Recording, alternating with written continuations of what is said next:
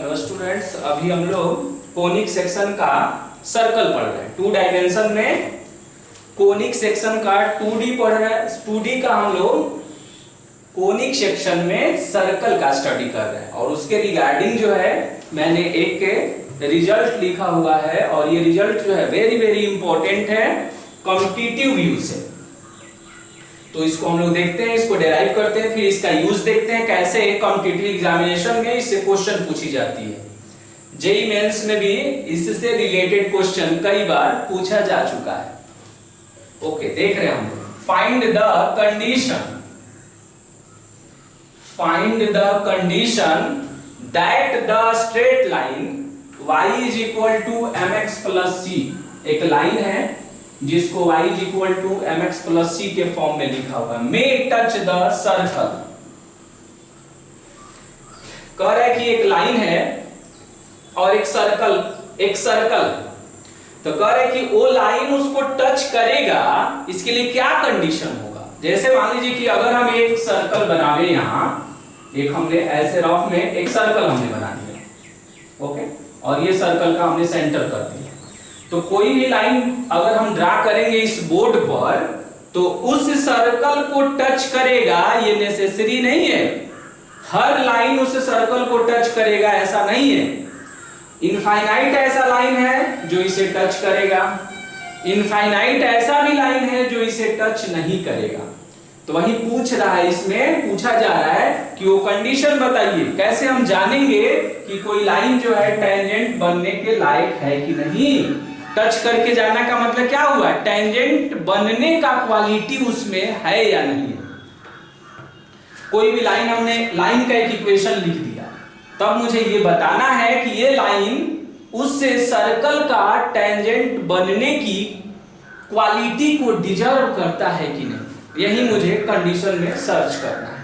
Okay, तो हम क्या करते हैं कि ये जो y = mx + c है उसको हमने मान लिया कि वो टच करके ऐसे गया और इस पे हमने एक पॉइंट ले लिया P और इसका इक्वेशन कितना है, तो इसका इक्वेशन है आपका, ये जो टेंजेंट है इसका इक्वेशन है y = mx + c है। ओके, y = कितना है, mx + c है। अब यहां से ये जो सेंटर देख रहे हैं, इस सेंटर से इस पॉइंट ऑफ कांटेक्ट को ज्वाइन करते हैं, तो ये इस पर परपेंडिकुलर होता है और इसके सेंटर को c कर दिए और ये स्टैंडर्ड है तो इसका सेंटर का कोऑर्डिनेट हो जाएगा 0 0, क्योंकि गिवन है, क्या गिवन है, इक्वेशन ऑफ सर्कल गिवन है और उसका इक्वेशन कितना है, x² + y² = a²। ये सर्कल का इक्वेशन दिया हुआ है और कह रहा है कि बताइए कौन ऐसा कंडीशन होगा कि वो लाइन उसको टच करके जाएगा। टच करके जाएगा मींस कि टेंजेंट बन जाएगा। तो ये लाइन अगर उसको टच करके जाएगा तो निश्चित रूप से ये जो आप देख रहे हैं ना, ये CP रेडियस के इक्वल होगा। कहीं से भी टच करके जाए, अगर यहां से भी टच करके जाता और यहां से उसको ज्वाइन करते तो CP किसके इक्वल होगा, रेडियस के इक्वल होगा। क्यों रेडियस के इक्वल होगा, क्योंकि टच करके जा रहा है। अगर थोड़ा दूर से जाता तो वो रेडियस बन जाता, ये जरूरी नहीं है, लेकिन यहां टच करके जा रहा है। इसका मतलब तब ये हुआ कि देन CP जो है वो किसके इक्वल होगा, रेडियस के इक्वल होगा, रेडियस। और रेडियस कितना है, तो रेडियस है स्मॉल a। रेडियस यहाँ कितना है, स्मॉल a। कैसे मालूम चला, तो सर्कल का इक्वेशन देखकर। स्टैंडर्ड है तो सेंटर 0 0 होगा, रेडियस स्मॉल a होगा। तो हम कह सकते हैं कि CP किसके इक्वल है, रेडियस के इक्वल है। अब बताइए कि CP का लेंथ निकालना है मुझे, परपेंडिकुलर लेंथ वाला जो फॉर्मूला हम लोग पढ़ते हैं उससे। तो अब इस CP को कैलकुलेट करना है। तो अब आप बताइए कि ये जो इक्वेशन यहां हम लिख रहे हैं, ये वाला इक्वेशन y = mx + c, इस इक्वेशन को ऐसे भी लिख सकते हैं क्या, mx - y + c = 0। लिख सकते हैं या नहीं आपको बताना है। लिख सकते हैं, प्लस वाई को उधर ट्रांसफर कर दिया हमने। अब परपेंडिकुलर लेंथ निकालने का हमारे पास फॉर्मूला है, मॉडुली लेंथ है तो मॉडुलस लगाएंगे ताकि वो पॉजिटिव बना रहे। ऑरिजिन से जहां से परपेंडिकुलर ड्रा करते हैं उससे इसको सेटिस्फाई करेंगे, तो ये हो जाएगा m इंटू 0 और माइनस में 0 प्लस में c अपॉन अंडर x का कोफिशिएंट का स्क्वायर प्लस y का कोफिशिएंट -1 का स्क्वायर मॉडुली क्लोज। और ये किसके इक्वल है? a के इक्वल है। अब है कि आप कहेंगे कि ये फॉर्मूला आप यूज कहां से कर रहे हैं, ये रिजल्ट कहां से आ रहा है?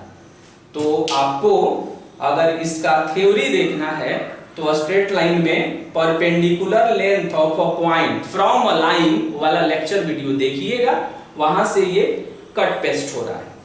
ऐसे फिर एक बार बता दें कि ये जो लेंथ है ना CP, इसको निकालने का फॉर्मूला क्या होता है कि ये इक्वेशन है, तो जहां से परपेंडिकुलर खींचा गया उसका कोऑर्डिनेट देख लीजिए, तो क्या बोलेंगे 0 0। उस पॉइंट से इसे सेटिस्फाई करेंगे, कर दिया आपने सेटिस्फाई। और जब सेटिस्फाई हो जाए तो इसको यहां लिखिए, x के जगह पर 0 और y के जगह पर 0 पुट कर देना, कहलाता है सेटिस्फाई हो गया।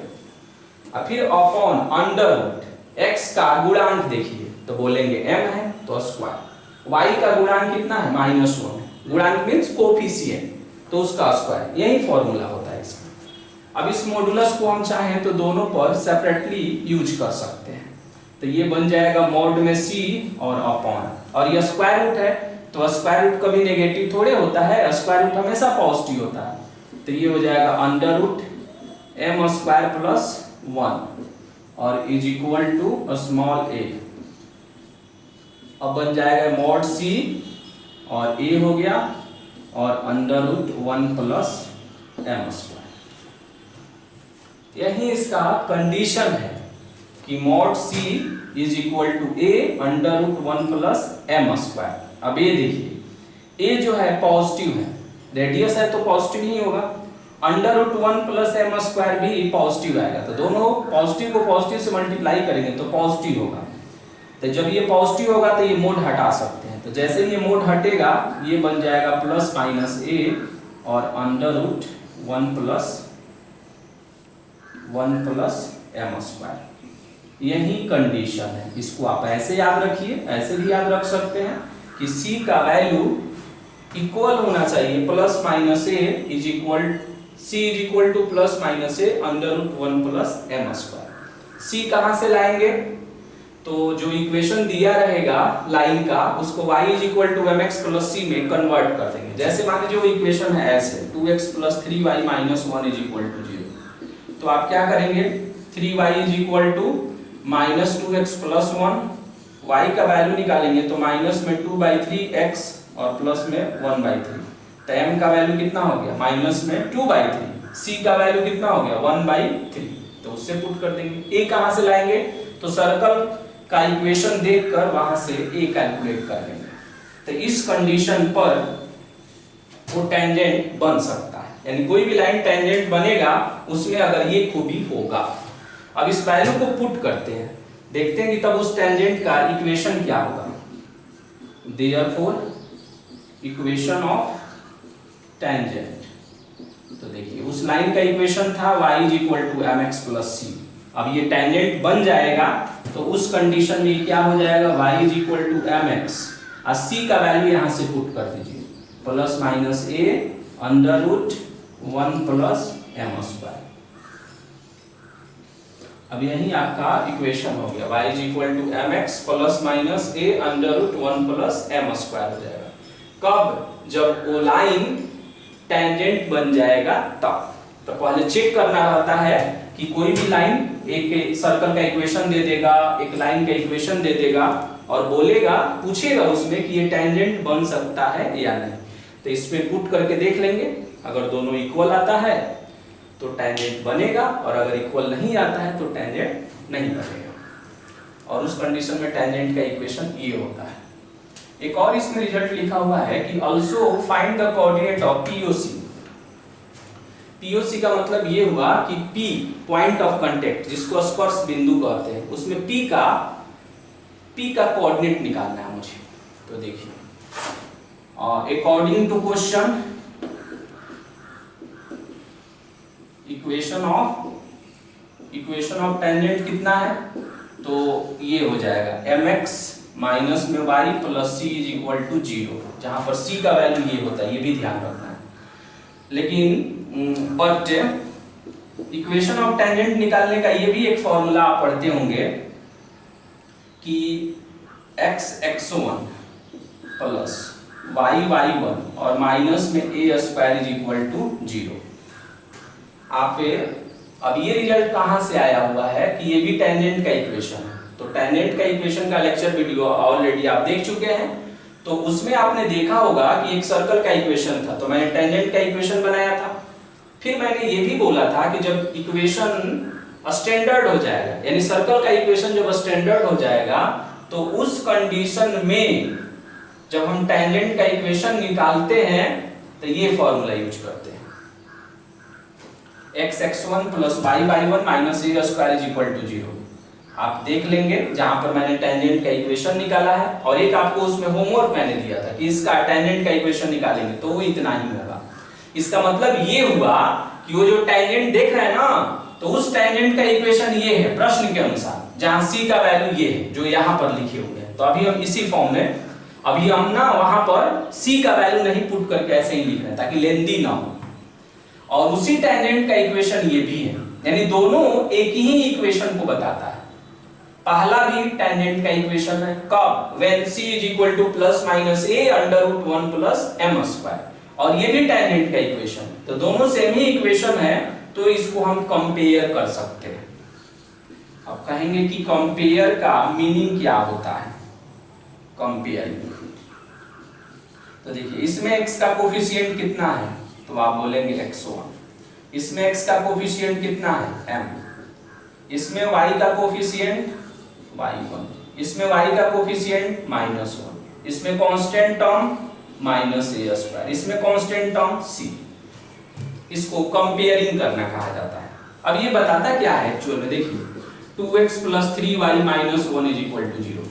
इसमें 3 से मल्टीप्लाई करते हैं तो 6x प्लस में 9y और माइनस में 3 इज इक्वल टू 0 है।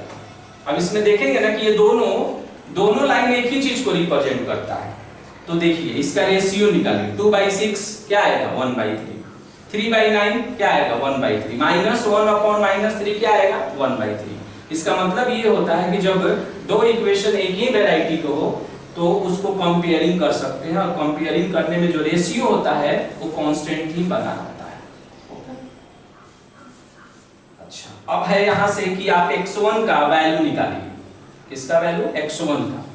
तो ये हो जाएगा आपका फर्स्ट हो गया, ये हो गया आपका सेकंड, और ये हो गया आपका थर्ड। तो अब क्या करेंगे, फ्रॉम फर्स्ट एंड थर्ड से आएंगे, फ्रॉम फर्स्ट एंड थर्ड। तो फर्स्ट और थर्ड से आएंगे तो कितना हो जाएगा, x1 और अपॉन में m is equal to -a² upon में c। अब यहां से आप x1 का वैल्यू निकालिए। तो बताइए x1 का वैल्यू कितना हो जाएगा, माइनस में a² m और अपॉन में c। उसी तरह सेकंड और थर्ड से, फ्रॉम सेकंड एंड थर्ड।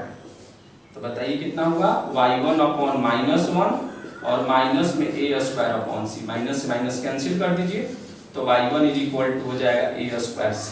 तो अब p का कोऑर्डिनेट बताइए। तो p का कोऑर्डिनेट हमने क्या माना है, वहां पर जब ये इक्वेशन बनता है ना, तो उस टाइम p का कोऑर्डिनेट x1 y1 वहां एज्यूम रहता है। तो p का कोऑर्डिनेट एक्चुअल में है x1 y1, और x1 का वैल्यू तो माइनस में a² m अपॉन में c, और ये हो जाएगा a² अपॉन c। और हमेशा ध्यान रखेंगे कि where c is equal to this, c का वैल्यू कैसे निकलता है यहाँ, plus minus a √1 plus m²। यहाँ पर c का, तो बहुत सारे राइटर देखेंगे ना कि यहाँ पर c का वैल्यू पुट कर देते हैं यहाँ से, और कुछ कैंसिल करके भी बना देते हैं। तो दोनों ही फॉर्म में याद कर सकते हैं, ऐसे भी याद कर सकते हैं और ऐसे भी लर्न कर सकते हैं। ओके। तो दो रिजल्ट इसमें मैंने निकाला। एक निकाला कि कोई भी लाइन सर्कल का टेंजेंट बनेगा या नहीं, इसके लिए क्या कंडीशन होना चाहिए। अगर बनेगा तो कौन से कंडीशन को फुलफिल करेगा तो बनेगा, और उस कंडीशन में तब टेंजेंट का इक्वेशन क्या हो जाता है। और दूसरा ये कि जब वो टेंजेंट बनेगा तब सर्कल को कहीं ना कहीं टच करेगा, कट नहीं बोल रहे, टच करेगा। उस टचिंग पॉइंट को ही पॉइंट ऑफ कांटेक्ट कहा जाता है, जिसको हिंदी में स्पर्श बिंदु बोलते हैं। तो उस कंडीशन में उसका इक्वेशन उसका कोऑर्डिनेट क्या होगा, तो उसका फॉर्मूला वो है -a²m/c, a²/c। ओके, और इस रिजल्ट को हम लोग याद रखेंगे, और इस रिजल्ट का यूज करके आप देखेंगे कि बहुत सारा प्रॉब्लम भी हम लोग डिस्कस करेंगे।